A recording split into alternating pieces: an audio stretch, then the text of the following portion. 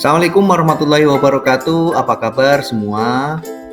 Perkenalkan, saya Nur Jaman dari calon guru penggerak angkatan ke-7 SMA Negeri 61 Jakarta, Provinsi DKI Jakarta. Pada diseminasi pada saat ini, saya akan menginformasikan mengenai budaya positif yang diharapkan nanti dari budaya positif ini akan menjadikan hal yang positif semua juga untuk teman-teman yang pada hari ini bisa berkumpul di ruangan ini. Tujuannya adalah dari diseminasi ini untuk menyampaikan pembelajaran dari penerapan konsep inti dari modul budaya positif serta pemahaman mengenai konsep-konsep inti dalam modul budaya positif. Selanjutnya, untuk lebih jelasnya bagaimana penyampaian diseminasi ini, maka saksikan video tayangan berikut ini. Silahkan.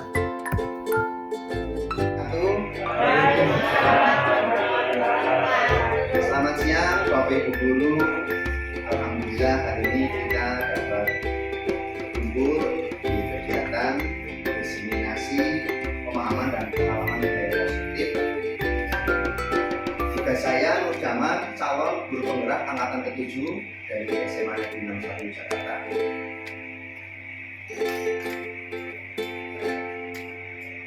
Konsep utama dari modul budaya positif yang saya ambil dari modul 1.4 adalah yang pertama, perubahan paradigma belajar. Di sini diharapkan dengan paradigma belajar yang nanti bisa pelajari, diharapkan bisa berbagi bagaimana sih pembelajaran yang lebih efektif, yang efisien, yang menyenangkan buat anak-anak kita berada di kelas. Materi-materi dari kita, dari guru ini sangat bagus dan sangat memotivasi supaya guru lebih bersemangat dalam mengajar. Kemudian yang kedua, poin utama dari pembelajaran di kelas adalah bagaimana menerapkan disiplin positif ke anak. Dengan adanya disiplin positif yang diterapkan, maka diharapkan belajar menjadi lebih tertib, gurunya juga lebih tertib dalam mengajar. Nah, itu adalah suatu awal di mana pembelajaran nanti bisa menjadi lebih efektif. Nah, selanjutnya poin yang ketiga adalah memotivasi perilaku manusia, di mana motivasi yang positif nanti diharapkan mendapatkan hasil yang positif juga. Selanjutnya adalah kebutuhan dasar. Yang kelima adalah posisi kontrol restitusi. Yang keenam adalah keyakinan kelas. Dan yang ketujuh adalah segitiga restitusi. Nah, di poin yang ketujuh ini nanti kita akan melihat bagaimana menyelesaikan permasalahan-permasalahan yang ada di kelas yang berhubungan dengan murid ya atau peserta didik. Kita awali dari yang pertama. Nah, jadi dengan adanya diseminasi ini diharapkan dari kami calon guru penggerak ini berbagi mengenai materi-materi yang sudah kami dapatkan yang nanti bisa diaplikasikan di kelas untuk Bapak Ibu Guru. Yang pertama adalah pembelajaran dengan paradigma baru, di mana pembelajaran ini adalah pembelajaran yang dirancang berdasarkan prinsip pembelajaran yang terdiferensiasi, sehingga setiap siswa belajar sesuai dengan kebutuhan dari tahap perkembangan untuk mewujudkan profil pelajar Pancasila. Nah, itu ya harapannya ya. Nah, kemudian di sebelah kanan ini ada pelajar Pancasila. Profilnya ini adalah gambar yang sering muncul pada saat Bapak Ibu mendapatkan materi mengenai Merdeka Belajar. Ini adalah profil pelajar Pancasila. Kemudian yang kedua, disiplin positif.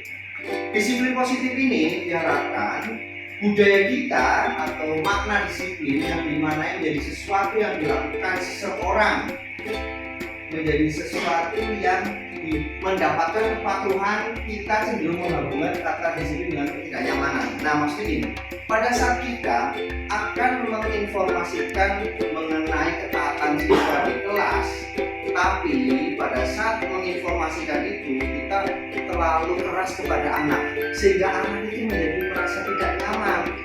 anak ayo cepetan. Nah, nadanya saja sudah menggambarkan bahwa ini adalah sesuatu yang sangat tegas. Walaupun hasilnya baik, tapi membuat anak tidak nyaman. Maka disiplin positif ini yang diharapkan disampaikan dan bisa dijalankan itu bisa dilakukan dengan cara-cara yang baik, maksudnya seperti itu ya. Kemudian selanjutnya, sebagai pendidik tujuan kita adalah menciptakan anak-anak yang memiliki disiplin sendiri sehingga mereka bisa berperilaku dengan mengacu pada nilai-nilai kebajikan universal dan memiliki motivasi intrinsik bukan ekstrinsik ya. Maksudnya adalah di mana kesadaran kebajikan disiplin ini muncul dari dirinya, bukan karena perintah dari gurunya atau peraturan yang ada di sekolah ini harus seperti ini, harus seperti itu, tidak. Tapi memang muncul dari diri si anak bahwa mereka itu adalah sebagai seorang pelajar yang harus belajar dengan baik ya Bapak Ibu. Kemudian pada saat mengerjakan tugas ya dengan kesadaran mereka harus mengumpulkan tugas, ya kumpulkan bukan karena disuruh. Ayo anak-anak, besok kalau kamu nggak mengumpulkan tugas, kamu nggak boleh mengikuti nggak boleh mengikuti TB gitu ya, atau tidak boleh mengikuti tes. Nah itu kan dari eksternal, jadi sebenarnya itu tidak bagus. Tapi harusnya muncul dari kesadaran diri si anak pada saat mereka mau mengumpulkan tugas. Nah selanjutnya sebagai pendidik tujuan kita adalah menciptakan anak yang memiliki disiplin diri sehingga mereka berperilaku dengan mengacu pada nilai-nilai kebajikan universal, memiliki motivasi intrinsik bukan ekstrinsik seperti itu ya Bapak Ibu. Nah ini contoh positif. Nah kebetulan saya dengan Pak Rosi kemarin melakukan kegiatan yang bagus ya, kegiatan budaya positif di mana mencontohkan bagaimana anak itu harus tertib terlebih dahulu pada saat masuk ke sekolah dengan bersalaman pagi. Nah ini saya contohkan videonya. Nah seperti ini ya. Nah ini cewek semua ini kebetulan. Ini ada Pak Rosi, ada Pak David, melakukan kegiatan budaya positif yang dilakukan sehari-hari. Nah seperti itu sangat bagus sekali. Ini contohnya, sehingga diharapkan budaya-budaya ini memang selalu dan terus dilaksanakan di sekolah. Nah kemudian motivasi perilaku manusia ini poin yang ketiga dari budaya positif tadi. Motivasi merupakan dorongan yang timbul dari diri secara sadar, ya, secara sadar bukan karena paksaan atau tidak sadar untuk melakukan sesuatu tindakan tujuan tertentu. Nah ya, jadi pada saat kita melakukan sesuatu itu secara sadar. Yang pertama menghindari ketidaknyamanan dan hukuman. Murid karena menghindari ketidaknyamanan ya udahlah biarin aja gitu kan. Murid melakukan disiplin karena dia takut dihukum. Ini merupakan motivasi ekstrinsik. Jadi karena takut dihukum, kayak tadi. Jadi karena besok nggak boleh ikut ujian, akhirnya mereka melakukan. Dan bukan karena ini tugas saya sebagai siswa harus mengumpulkan tugas, harus mencukur rambut, harus memakai sabuk, harus memakai atribut sekolah, harus mengumpulkan soal ya kalau Bapak Ibu guru ya. Jadi pada saat besok mau tes, Bapak Ibu guru kan harus mengumpulkan soal-soal. Tadi saya sudah lihat listnya. Siapa yang belum mengumpulkan? Kan ada nama-namanya, nah seperti itu. Nah diharapkan itu adalah kesadaran diri yang muncul bukan karena ibu wakil kurikulum nyuruh. Ayo Bapak Ibu guru, anak memang kerepotan di kita di bagian ya administrasi sama bagian aplikasinya. Kan harus ngopi dulu nih. Pada saat sudah ngopi nanti harus netting portnya. Nah, terus belum dicek, ya. Nah, diharapkan itu lahir dari kesadaran diri, ya, Bapak Ibu sekalian. Kemudian mendapatkan imbalan atau penghargaan dari orang lain. Murid melakukan disiplin karena dia ingin mendapatkan imbalan. Ini merupakan motivasi ekstrinsik, ya. Jadi pada saat dia melakukan sesuatu, karena nanti akan dikasih duit, mungkin seperti itu. Karena nanti mungkin dia akan mendapatkan pujian, nah seperti itu. Sebenarnya cara-cara yang memotivasi juga. Cuma dengan adanya seperti itu, si murid jadi mengharapkan sesuatu jika melakukan sesuatu. Itu kurang bagus juga. Bagaimana sih menyadarkan supaya yang melakukan? Contoh, kita sebagai PNS mungkin ya, seperti itu ya, kan harus bekerja semaksimal mungkin. Kalau jam 3 belum waktunya ya nggak usah pulang duluan. Lalu namanya kita harus bekerja maksimal. Nah contoh seperti itu, ya kita melakukan seperti itu. Karena kita sudah disumpah ya. Nah seperti itu ya. Jadi ini salah satu yang diharapkan menjadi contoh baik ke murid-murid. Nah, kemudian menghargai nilai-nilai kebajikan dari diri sendiri. Murid melakukan disiplin karena sadar akan nilai kebajikan dirinya merupakan motivasi intrinsik. Jadi, karena kita udah merasa kalau saya sebagai murid yang baik nih. Murid yang baik itu seperti apa? Berarti kan disiplin, tertib, masuk dengan tepat waktu, ya kan? Nah, seperti itu. Kemudian pada saat belajar tidak berisik, tidak mengganggu, tidak main lato-lato, ya kan? Nah seperti itu. Jadi diharapkan memang dari kesadarannya bahwa saya sebagai murid, kalau tadi saya mendengar dari ibu pembina upacara itu, ibunya udah luar biasa menyiapkan, anaknya di sekolah tidur, kan? Aduh, benar-benar. Jadi itu yang diharapkan, tidak melakukan suatu kegiatan yang kurang baik, melakukan kegiatan yang baik, tapi kan disuruh itu nggak perlu seperti itu ya. Jadi memang benar-benar lahir dari kemauan diri sendiri. Ini adalah motivasi perilaku manusia yang kita di sekolah itu kita tularkan kepada murid, tapi yang positif dengan kita mencontohkan yang baik. Nah, kemudian konsep identitas yang gagal pada materi yang saya pelajari, di mana hukuman itu nanti ujungnya adalah yang pertama menyakitkan, ya kan?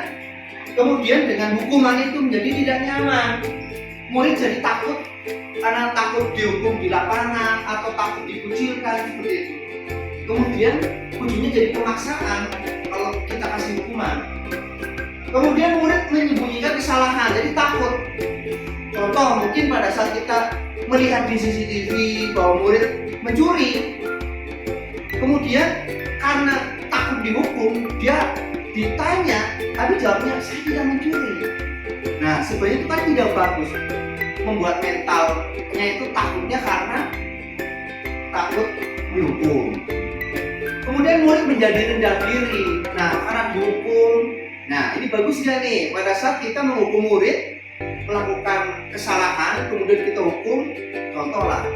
Tapi kita kesepakatan bersama dulu nih, pada saat murid terlambat, kemudian kita hukum di depan itu. Nah, kira-kira seperti apa?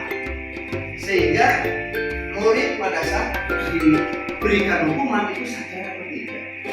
Nah, penghargaan ini juga tidak efektif karena pada saat kita berikan penghargaan terus-menerus, akhirnya murid jadi nanti kalau saya juara nanti dapat ini, dapat itu gitu, atau pada saat kita kerja yang maksimal dapat ini, dapat itu. Nah, itu kan jadi nggak efektif. Kalau nggak ada, mohon maaf ya, transportnya gitu, jadi nggak berangkat. Nah, itu kan penghargaan. Jadi karena udah mindsetnya penghargaan ini, sehingga merusak hubungan. Jadi ada sifat iri dari penghargaan itu, karena bisa juga penghargaan ini sifatnya tidak merata. Nah, kan namanya manusia itu kadang-kadang tidak bisa menyenangkan semua orang ya. Ujung-ujungnya jadi iri gitu ya, seperti itu. Kemudian mematikan kreativitas. Ya betul sekali nih. Ini yang lebih berbahaya nih, kreativitas. Karena kita lakukan itu dengan pamrih, bukan karena ingin memaksimalkan potensi diri, ingin berlatih. Karena bagaimanapun kalau ingin dihargai, berarti kita harus punya kemampuan. Harus kita latih, bukan karena kenal siapa, dengan siapa, di mana gitu. Ya, ini kreativitas nih, yang penting sekali. Gitu ya Pak Maria, kreativitas. Kalau pengen pinter main pingpong, harus latihan terus, ya enggak? Oke. Kemudian menghukum dengan sistem ranking, itu juga kurang efektif. Karena nanti dengan seperti ini, akhirnya wah ini kalau kita melakukan sesuatu yang diharapkan atau menginginkan bahwa contoh lah pada akhir semester inginnya dilihat ranking karena pengen ada pujian, bukan karena keinginan saya harus belajar seperti itu ya, merampas hak menghargai dirinya. Sebenarnya maksud dari ini adalah bagaimana kita menghargai diri kita tuh pantas lebih dari penghargaan yang diberikan, bukan hanya sekedar dikasih transport atau bukan hanya sekedar pujian biasa, tapi kita lebih dari itu. Ya, kita lanjut. Konsep disiplin dengan identitas itu sukses. Nah, ini yang penting. Pada saat kemarin kita belajar di sini, kita diperkenalkan dengan namanya konsekuensi, kemudian restitusi. Nah, bagaimana menyelesaikan suatu permasalahan murid dengan konsep restitusi? Yang pertama, konsekuensi penguatan jangka pendek. Kemudian perlu monitoring berkelanjutan. Stimulus ini harus dimunculkan. Murid menghormati peraturan, itu bagus sekali. Kehilangan waktu untuk merenungi kesalahan. Jadi ini konsekuensinya ya Bapak Ibu. Nah, restitusi pada saat kita akan menyelesaikan suatu permasalahan, jika dijalankan, maka hasilnya adalah, nah ini hasil dari restitusi nih, materi baru banget, murid bertanggung jawab untuk perilakunya. Jadi pada saat murid kena, ya kita kita ketahui bahwa ini melakukan kesalahan, dia akan bertanggung jawab dengan masalah yang sudah dibuat. Kemudian fokus pada pemecahan masalah jangka panjang, itu bagus sekali, sehingga nanti dampaknya adalah pada saat kembali lagi murid sudah merasa dan sudah termotivasi dia menjadi lebih baik lagi. Kemudian murid menghormati dirinya dan orang lain. Konsep prinsipnya adalah bagaimana kita menghormati diri sendiri dan menghormati orang lain. Ya, kalau ingin dihormati orang, yang pertama kita harus menghormati orang dulu salah satunya. Itu ya. Bukan kita hormat, bukan, tapi monggo kayak Paulo kan biasanya silakan gitu. Itu salah satu bentuk penghormatan. Sederhana, tapi dampaknya Paulo ini hormat sopan santun luar biasa. Pasti orang lain ke Paulo kan, oh ya monggo Paulo gitu. Nggak mungkin kan, monggo apa sih? Nah, ya tidak seperti itu ya. Jadi itu salah satu bentuknya. Kemudian teori kontrol. Dirinya memegang kontrol, kemudian murid bersemangat memperbaiki kesalahan. Nah ini yang penting nih, dengan restitusi bukannya murid jadi tadi adalah diri dan yang lain-lain, tapi betul-betul dia merasa sadar, dia akan kembali lagi dengan motivasi yang lebih besar bahwa dia salah, maka saya harus memperbaiki. Itu endingnya, bukan jadi berkecil hati. Ini kira-kira namanya restitusi kan? Ini contohnya ya. Perbedaannya nih beberapa contoh jika dihukum, konsekuensinya, kemudian restitusi. Ini teori yang saya dapatkan kemarin ini mungkin sangat bagus sekali menginspirasi. Siswa sering terlambat masuk kelas. Kalau dihukum, guru mengusulkan pendidikan kelas selama 10 menit. Hasilnya adalah guru marah dan menjadi takut. Tapi jangan sampai gurunya stroke. Karena marah-marah mulu, udah sebel ini. Kamu terlambat mulu gitu kan, macet pak ini. Pasti akan mencari apa? Akan mencari alasan. Ya kan? Kalau kita di Jakarta nggak ada alasan macet. Jakarta itu sudah ketahuan macet, kita harus bisa berhitung waktu. Kemudian konsekuensi, guru memberikan konsekuensi untuk belajar di luar kelas. Guru tegas dan siswa menghormati peraturan, tapi dia harus kencang dulu kan? Itu karena konsekuensi. Nah yang penting nih, restitusi. Guru menanyakan keyakinan kelas dirinya dan membantu siswa menyelesaikan masalahnya. Itu gimana? Hasilnya guru terbuka dan siswa menghormati dirinya dan orang lain. Ini yang diharapkan diterapkan. Dengan keyakinan kelas yang kita sepakati bersama, menjadi contohnya, maka anak jadi sadar dengan kesalahannya, kemudian gurunya jadi tidak marah-marah terus lah. gambarannya seperti itu dengan restitusi ini. Oke, lanjut ya. Kemudian yang poin keempat.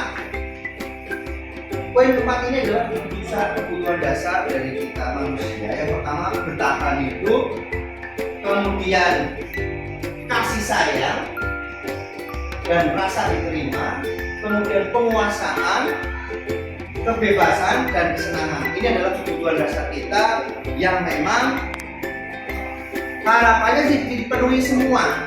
Nah, kalau sudah terpenuhi, maka akan berjalan dengan baik proses pembelajarannya, ya, seperti itu. Ini yang idealnya, ya. Kemudian 5 posisi kontrol untuk restitusi.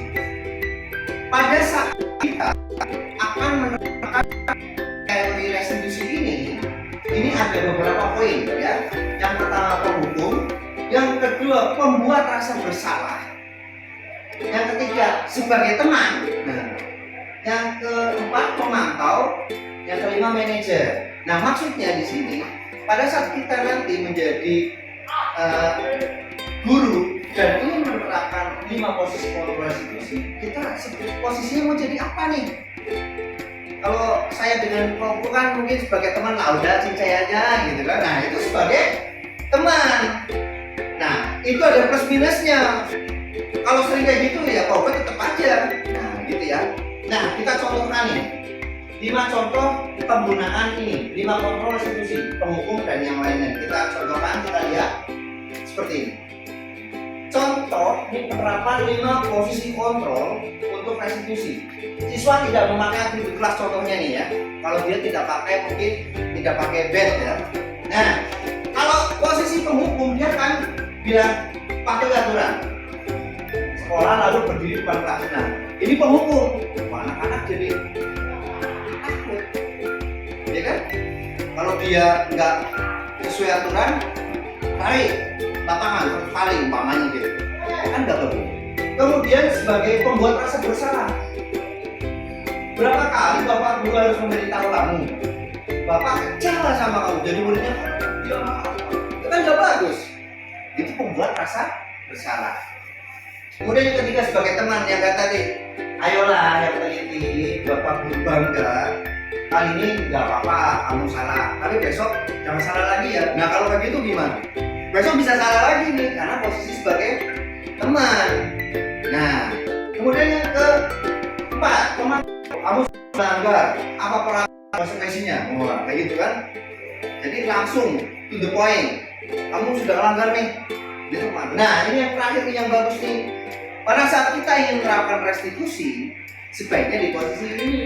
Nah, memang sesuai kebutuhannya. Apakah kamu tahu kesalahanmu, nak? Nah, itu kan enak tuh.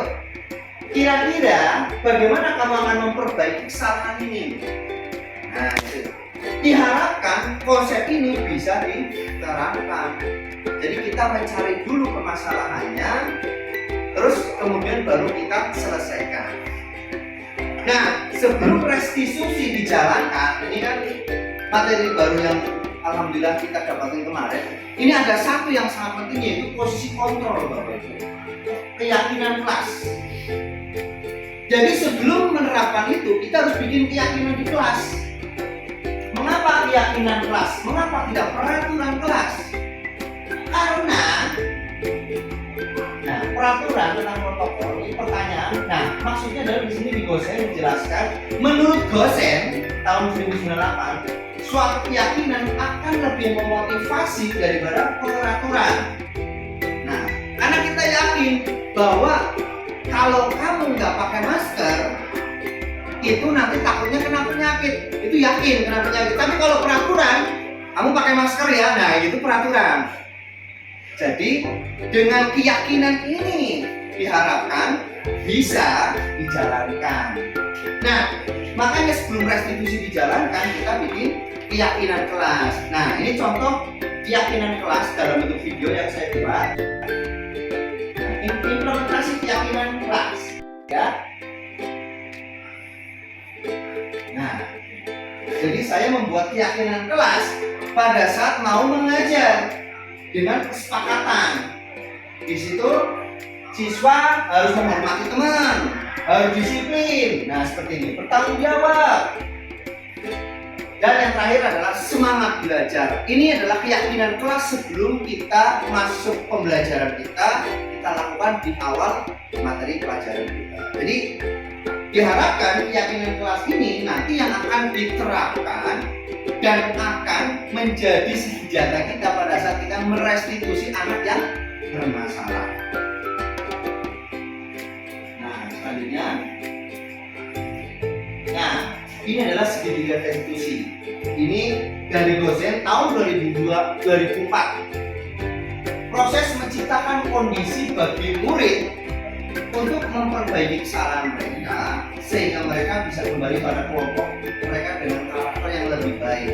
Jadi pada saat kita menemukan murid yang bermasalah, itu kita bagaimana mengidentifikasi masalahnya dulu baru menyelesaikan.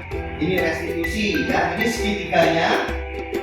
Nah, dari segitiga ini poinnya adalah yang pertama menstabilkan identitas dulu. Jadi menstabilkan identitas dulu. Jadi kita pada saat kita menemukan yang bermasalah, kita ketemu, kemudian kita komunikasikan, kita informasikan. Ya mungkin dengan cara kita ya, mungkin dengan kata-kata setiap orang masih punya masalah, nah gitu ya. Jadi identifikasi dulu. Kamu bukan satu-satunya yang pernah melakukan ini, kan enak tuh. Wah, kamu salah, nah gitu. Nah ini nih, menstabilkan identitas seperti itu dulu. Kemudian validasi tindakan yang salah. Nah ini contohnya, kamu tentu punya alasan mengapa melakukan itu, mengapa kamu nggak pakai atribut, mengapa kamu terlambat. Nah ini namanya validasi tindakan yang salah. Kan enak. Nah selanjutnya yang ketiga adalah menanyakan keyakinan yang sudah kita sepakati bareng itu tadi. Keyakinan kelas apa yang telah kita sepakati? Nah, kita kan udah sepakat, kamu nggak boleh telat, ya. Kamu harus rajin belajar. Menurut kamu gimana, ya kan? Kamu ingin menjadi orang yang seperti apa? Enak. Nah ini ada 3 poin ya. Menstabilkan identitas, validasi tindakan yang salah, kemudian menanyakan keyakinan yang sudah kita buat bersama-sama. Ya, seperti itu ya Bapak Ibu. Nah, ini contoh kasus yang pertama untuk memperbaiki suatu permasalahan. Kasus 1, langkah-langkah segitiga restitusi. Di sini kebetulan saya menemukan siswa yang bermasalah bernama Suci. Siswa sering terlambat masuk kelas. Suci ini pada saat pelajaran di saya itu sering terlambat. Maka harus direstitusi nih biar permasalahan selesai. Pertama, menstabilkan identitas. Kita tanyakan, menurut Suci perbuatan yang dilakukan tadi benar pagi itu benar atau salah? Jadi pada saat pelajaran pagi dia kok terlambat terus, itu benar atau salah? Nah, kita menstabilkan identitas dulu. Kemudian kita tanyakan lagi, ya memang setiap orang punya masalah masing-masing. Nanti akan menjelaskan ke situ, ya. Nah setelah tahapan penstabilan identitas, kita baru masuk ke validasi tindakan yang salah. Di mana Suci pasti punya alasan mengapa melakukan itu. Kita akan korek terus, ya, permasalahannya. Dan yang terakhir, poin yang ketiga adalah menanyakan keyakinan yang sudah kita sepakati di kelas. Waktu itu sebelum kita belajar di kelas sudah kita sepakati, ya. Kita sudah membuat keyakinan kelas bahwa jangan terlambat, rajin belajar dan sebagainya tadi. Nah itu yang diharapkan membuat Suci sadar. Videonya seperti ini ya, saya akan tampilkan pada saat membuat keyakinan kelas ke Suci. Kita lihat video yang sudah saya buat.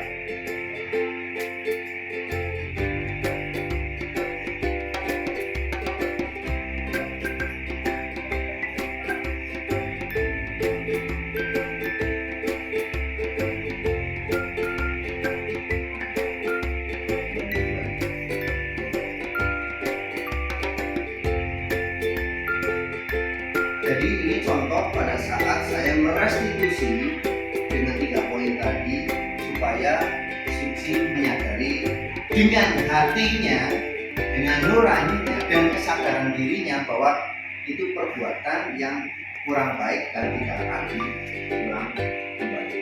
Ini video yang kemarin saya buat dengan suci.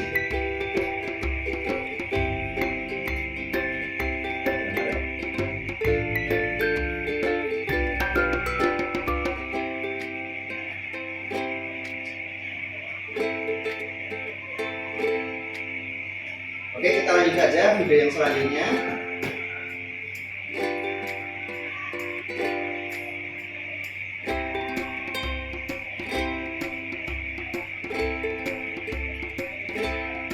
Kita lanjut aja ya Bapak Ibu. Nah, sekarang kasus yang kedua, menggunakan sepatu warnanya tidak sesuai dengan aturan sekolah yang sudah disepakati. Jadi kesepakatan bersama, kalau ini peraturan sekolah kita ya, bahwa murid SMA Negeri 61 sepatunya harus berwarna hitam. Semuanya hitam, tidak boleh ada coraknya. Nah, waktu itu Bapak menemukan bahwa ada anak yang menggunakan sepatu yang berbeda, maka Bapak panggil. Kemudian langsung kita restitusi. Yang pertama, stabilitas kebetulan bernama Noval. Dia menggunakan sepatu yang tidak sesuai dengan aturan. Kita tanyakan apakah benar, supaya tidak salah orang nih, siapa yang memakai sepatu yang berbeda. Kemudian setiap orang pasti melakukan kesalahan. Kita ajukan lagi ke dia supaya dia tidak merasa bersalah. Kemudian yang kedua, validasi tindakan yang salah. Nah, di situ Noval pasti punya alasan mengapa dia menggunakan sepatu yang berbeda. Nah, kemudian yang ketiga, menanyakan keyakinan yang sudah kita sepakati bersama-sama dengan Noval. Sehingga diharapkan dengan tindakan dan langkah-langkah segitiga restitusi ini, Noval menjadi sadar. Nah, kita selanjutnya akan tonton film bagaimana kita merestitusi Noval. Nah, kita lihat filmnya.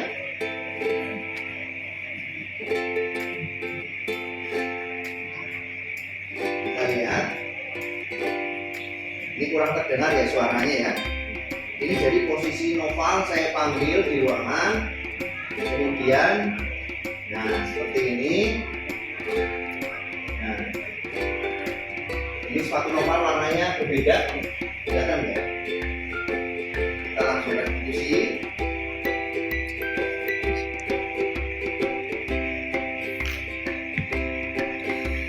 Nah, di sini kita melihat bagaimana cara saya merestitusi ya.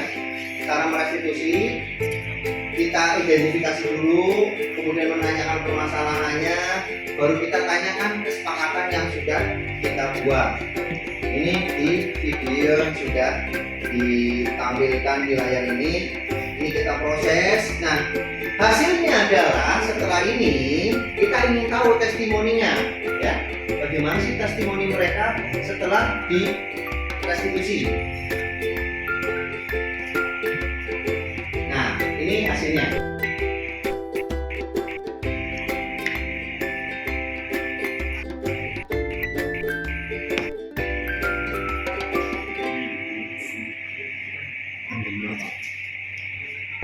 Yang putih-putih.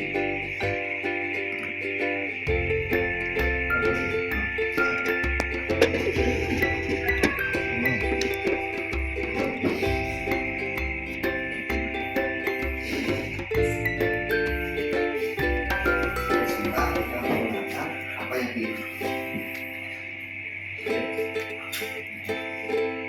kita dengarkan. Ini sudah. Oke, gimana?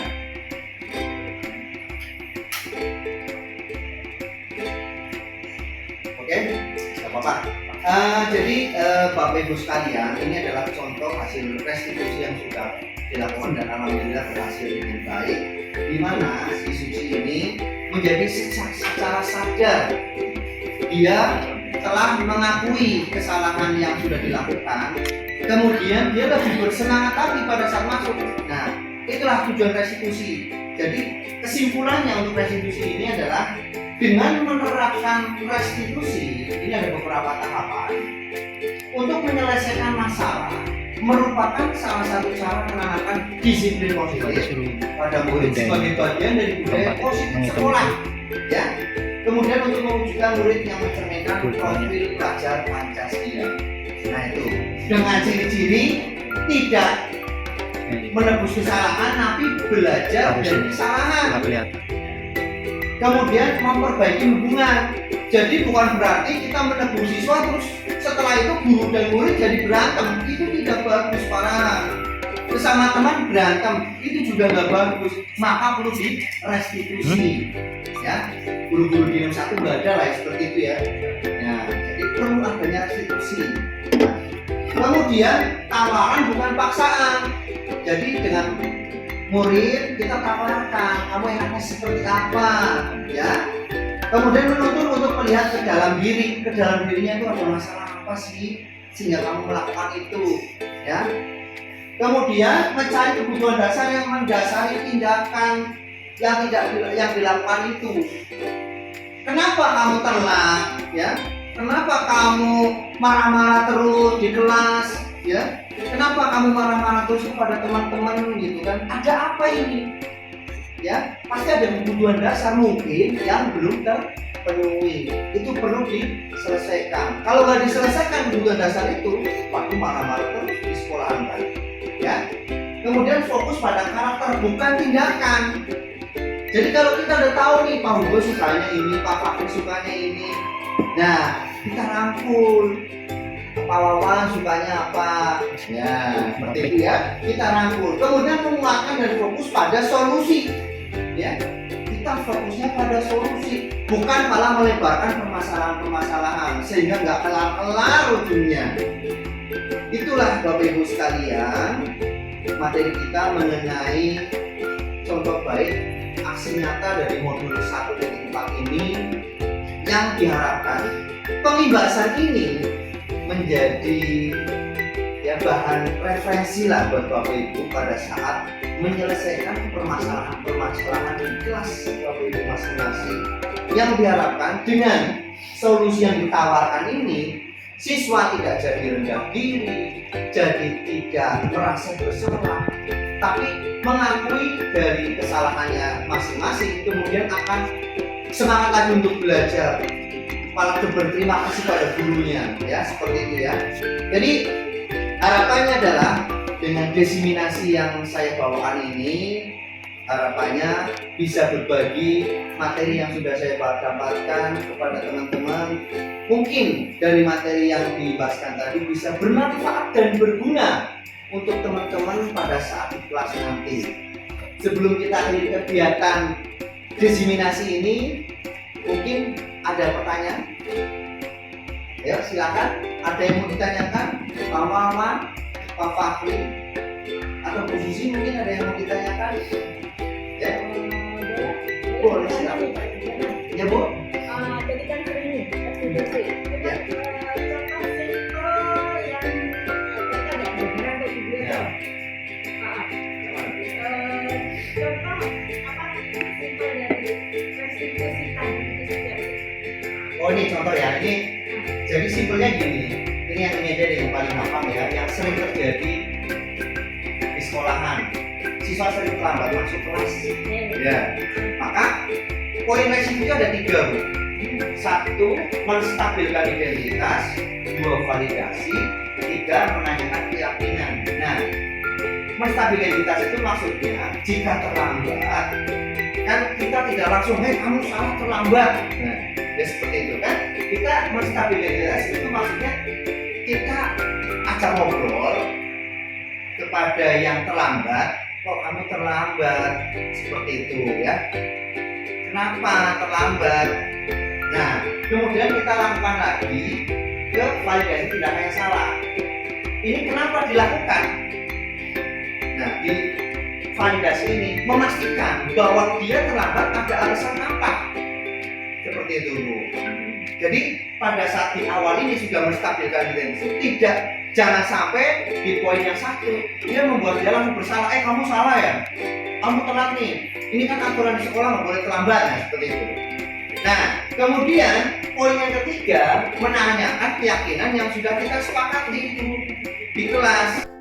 Pada saat di kelas kita itu kan sudah bareng-bareng nih bahwa kalau siswa terlambat itu Kalau kita sepakati mau di luar kelas ya silakan. Kesepakatan nggak boleh ngikut materi silakan. Itu kesepakatan yang udah kita buat dulu. Nah, setelah poin ini diselesaikan sehingga siswa merasa tidak bersalah pada saat dia terlambat, harapannya adalah dengan restitusi ini setelah dibilangin besoknya dia akan datang dengan bersemangat dan tidak menyalahkan gurunya, tidak kesal gurunya gitu maksudnya. Harapannya seperti itu. Nah, kesimpulannya yang di sini Bu. Nah, dengan menerapkan tahapan tadi untuk menyelesaikan masalah merupakan salah satu cara menanamkan disiplin positif pada murid sebagai bagian budaya positif untuk mewujudkan murid yang mencerminkan profil pelajar Pancasila. Jadi harapannya pada saat kita gampangin gini, kita bilangin siswa tapi siswa tidak marah, kemudian sadar dan dia akan bersemangat lagi tidak terlambat. Waduh, terima kasih Bu Si pertanyaannya. Keren. Ada lagi? Pak Fahri mungkin? Ada lagi? Oh, boleh silakan. Misalnya semisal kalau restitusi itu kan ibaratnya itu tadi baru pertama kali berapa kali Ya. semisal memang misalnya Setiap pagi, dia setiap hari dan Ah. memang alat sudah berkali-kali dan udah dibilangin itu Ya. terus gitu kan. Mungkin ada tahapan tadi kan dari restitusi itu sendiri seperti apa? Jadi gini Pak Fahri ya. Nah, ini kan sendiri ada beberapa ciri-ciri ya.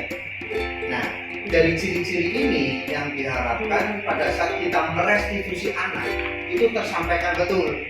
Nah, sekarang pada saat merestitusi itu betul-betul caranya itu udah sesuai belum? Nah, dengan metode tadi, tahapan-tahapan tadi. Jangan sampai malahan pada saat kita merestitusi anak itu jadi sebel ke kita malahan. Apa Fahri beliin aku? Mungkin dari omongan kita udah ketus duluan ke anak. Nah, kita perlu koreksi dulu. Karena kalau sudah mengoreksi, kan diawali dari keyakinan dulu. Kalau keyakinan itu kan kesepakatan.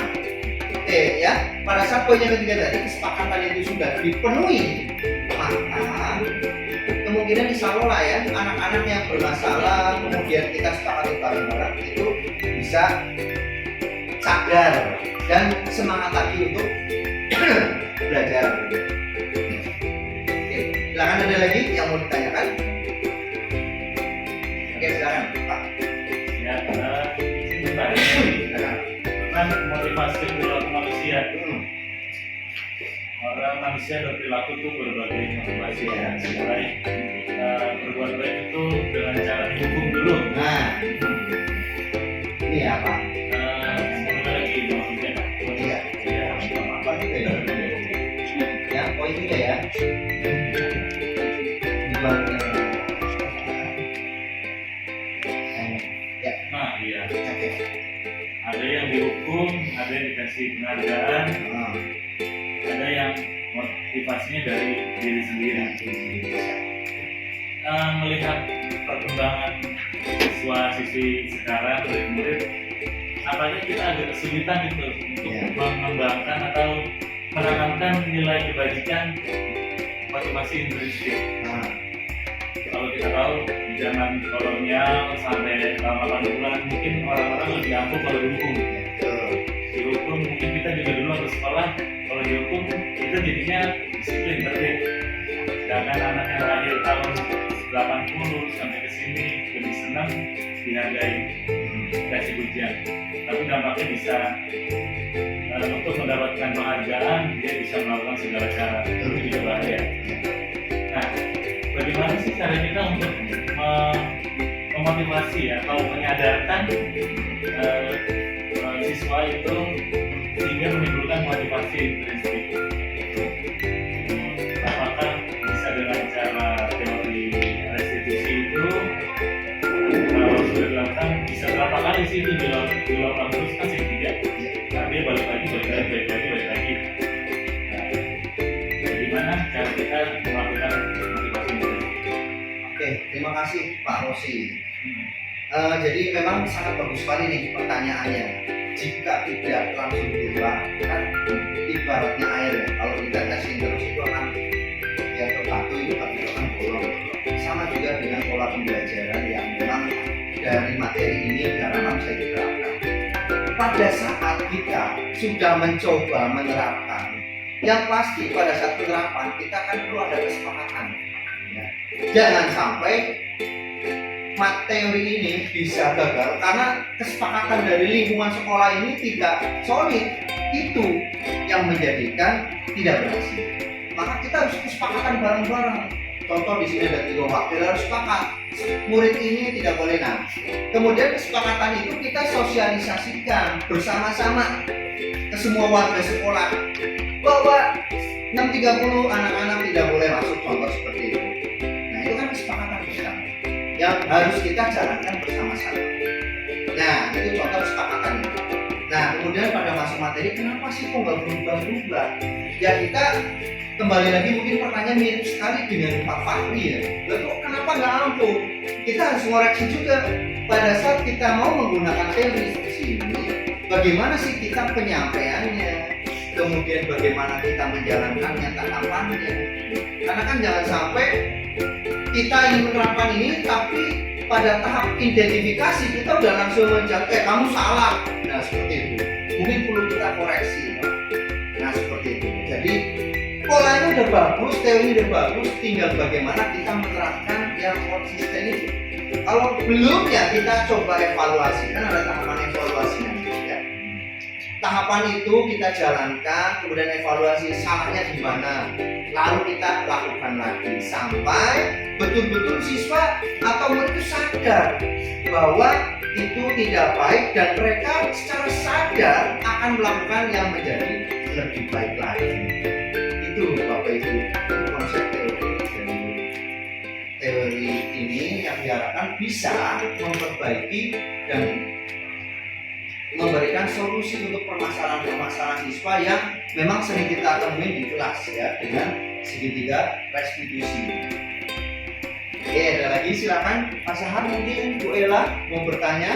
Bu En, silakan. Tadi mengenai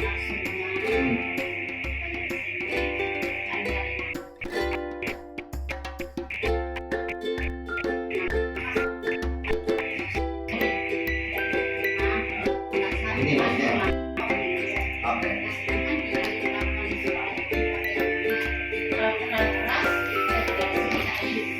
Nah, siap. Kalau apa lembut, Oh, gampang. iya. Jadi itu kita terapkan sebagai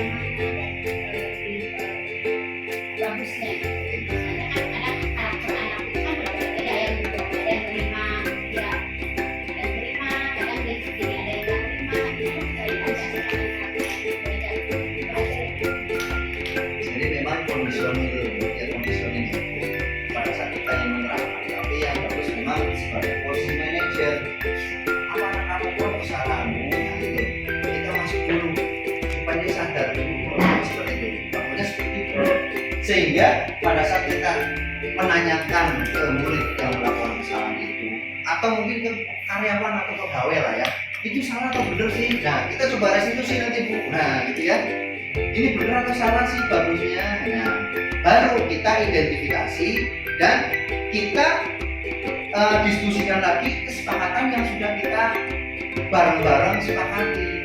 Ya, nggak boleh seperti ini. Ini kan sebenarnya yang mengeluarkan kesepakatan itu kan siswa, yang murid. Sehingga pada saat itu muncul, berarti kan teman-teman yang lain sudah mensepakati. Itu Bu, solusi dari mungkin yang tadi Ibu tanyakan, bagaimana sih menyelesaikan permasalahan yang mungkin kita dianggap terlalu lembut ya, seperti itu ya, karena posisinya kita mau seperti apa. Maka kalau kita mengambil posisi sebagai manajer, itu lebih baik untuk menyelesaikan permasalahan. Oke ya Bu ya. Ya, terima kasih Bapak Ibu. Ada yang mau ditanyakan lagi? Cukup? Baik ya, teman-teman sekalian, terima kasih.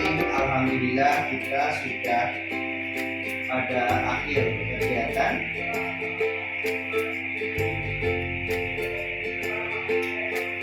Kita tadi sudah diskusi dan alhamdulillah saya sudah berbagi mendesimasikan materi modul 1 4 aksi nyata budaya positif di sekolah kita, yang diharapkan dengan berbagi tadi akan menjadi referensi untuk memperbaiki dan memberikan solusi jika ada siswa atau murid yang bermasalah ke depannya. Mungkin itu saja dari saya diseminasi hari ini. Terima kasih teman-teman sudah bergabung dan membantu untuk kegiatan kita. Assalamualaikum warahmatullahi wabarakatuh. Waalaikumsalam warahmatullahi wabarakatuh.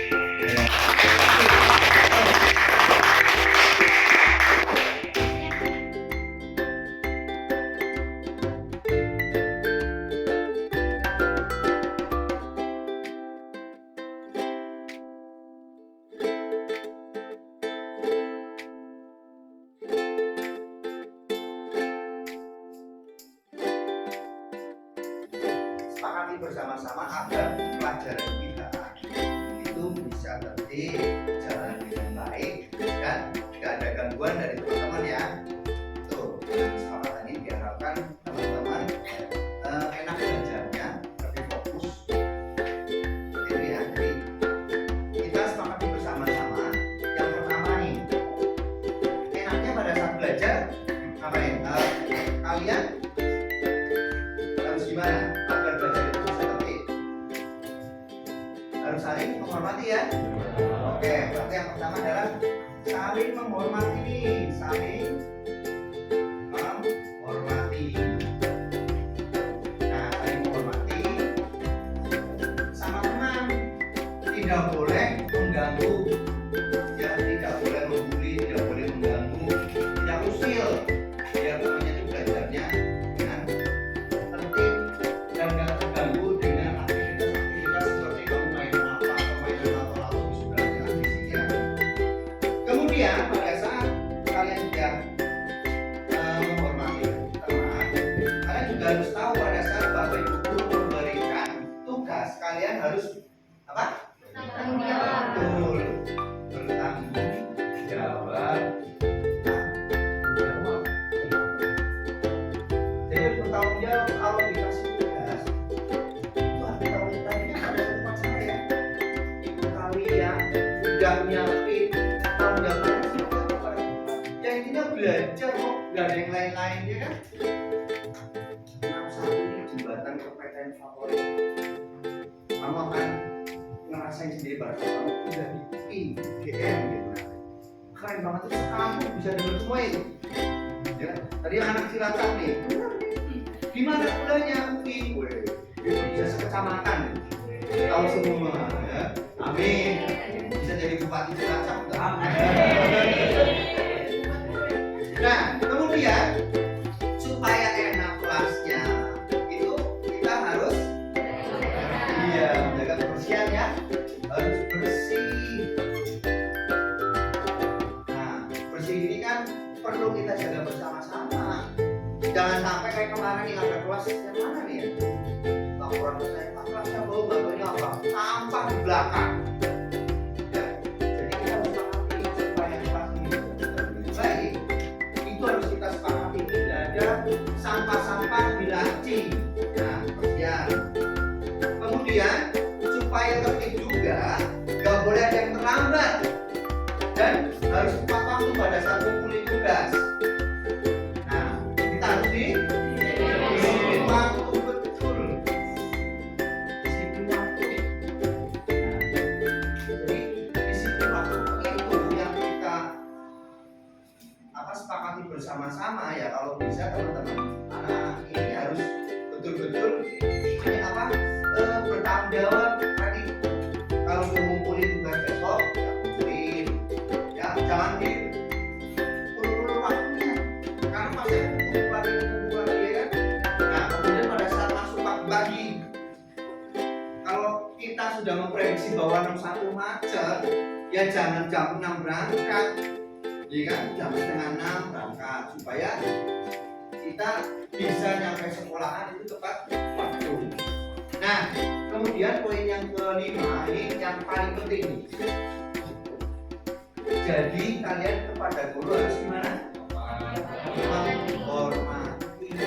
Itu yang utama. Menghormati sopan santun. Ya, ini ada ceritanya. Ini kisah nyata.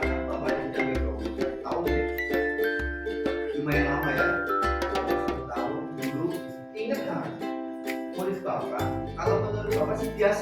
ya, tapi sopannya luar biasa.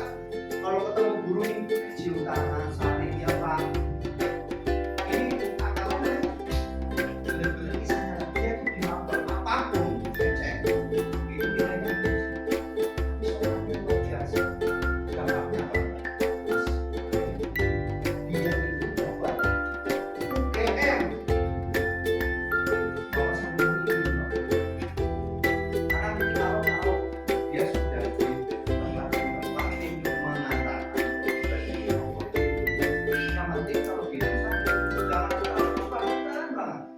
Insya Allah, kamu ngumpulin tugas ngumpulin, terutama yang menghormati bapak ibu guru.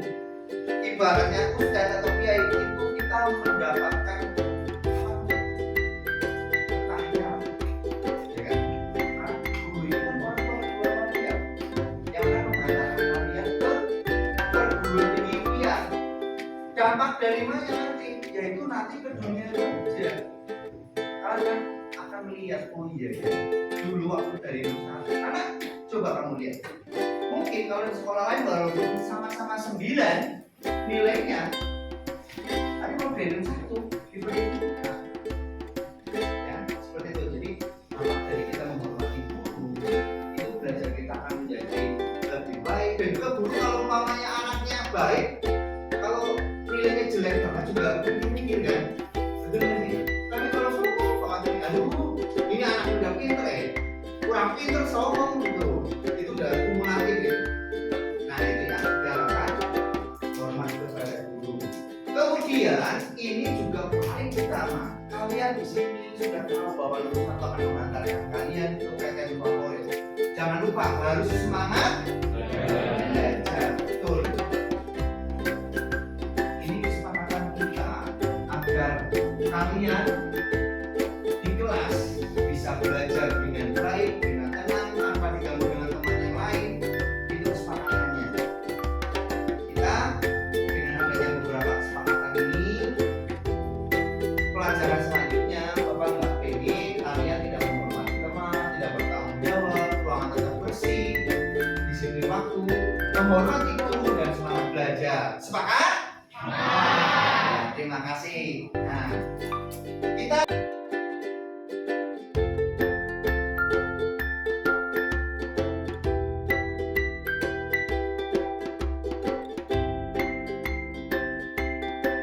masuk, silakan.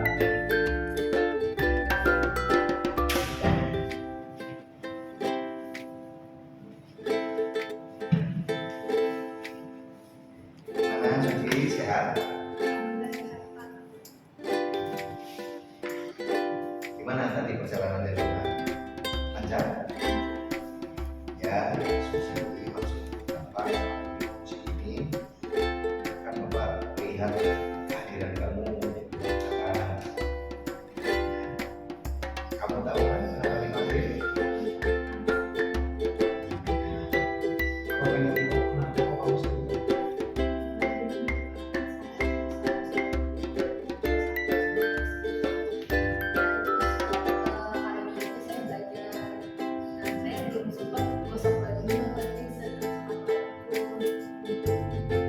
Jadi kamu sebelum berangkat dan masuk kelas sendiri, kamu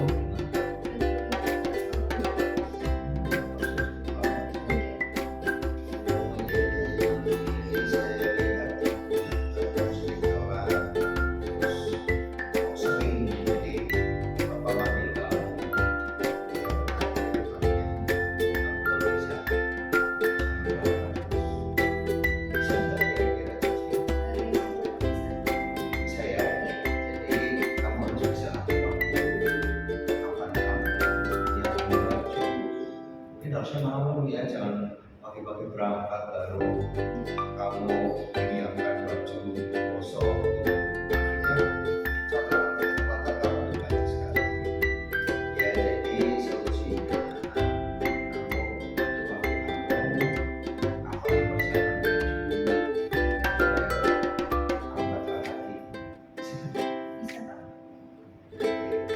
biar depannya tidak ada catatan lagi lah di sini ya. Jadi ya itu saja ya Bapak Mati Puji, semoga ke depannya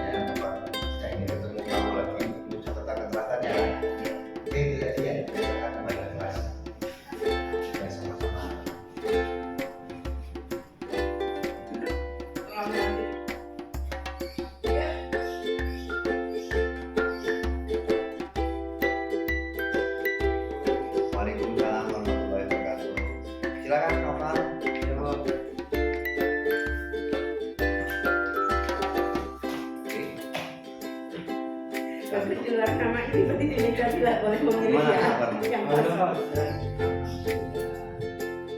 Gimana tadi kamu udah makan dulu? Saya. Ini ya. Udah telat kan tadi? Apa, Mbak? Kamu tahu kalau panggil ke sini sekarang?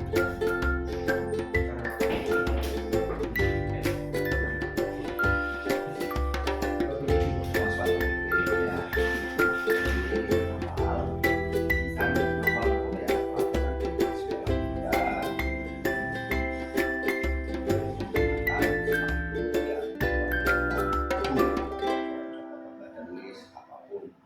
Karena memang tujuannya bisa membedakan antara yang punya suatu bagus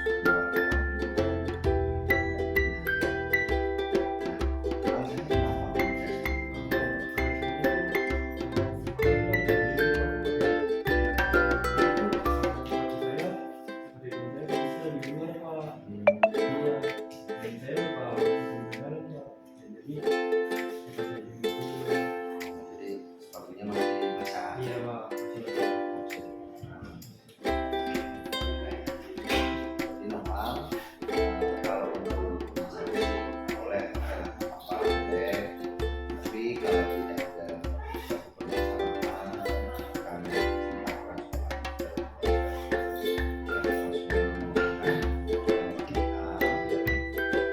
jadi kedepannya kamu ya kalau ada hujan atau pas pulang hujan di rumah silakan sepatunya diamankan dulu buat berangkat gitu ya. Ya itu aja sih dari bapak, ya semoga aja nanti dengan taati peraturan dan tertib, belajarnya semangat, melakukan sukses. Jadi yang paling Iya, Pak. oke, silakan kembali ke kelas. Waalaikumsalam.